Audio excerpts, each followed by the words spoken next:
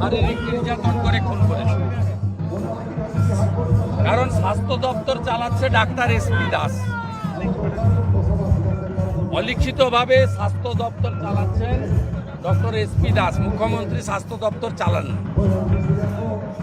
Doctor Madhumita দেবনাথের মৃত্যু খুন, postmortem report কি বলবে জানার দরকার নেই।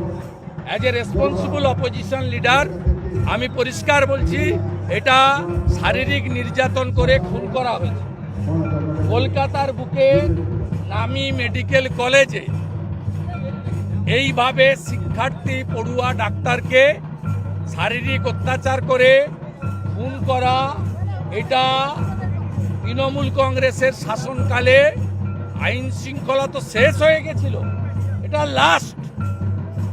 আমি গোটা রাজ্যের ছাত্র সমাজকে বলছি যে মাঠে নামুন, আপনারা নামুন, প্রয়োজনে পতাকা ছাড়া নামুন। রাজ্যের অপোজিশন, প্রিন্সিপাল অপোজিশন হিসেবে, তার লিডার হিসেবে আমি বলছি যে পুরো রাজ্যের মানুষ আপনাদের সাথে আছে এবং ইমিডিয়েটলি স্টেট গভর্নমেন্টের উচিত সিবিআইকে কেস হ্যান্ড ওভার করে দেওয়া।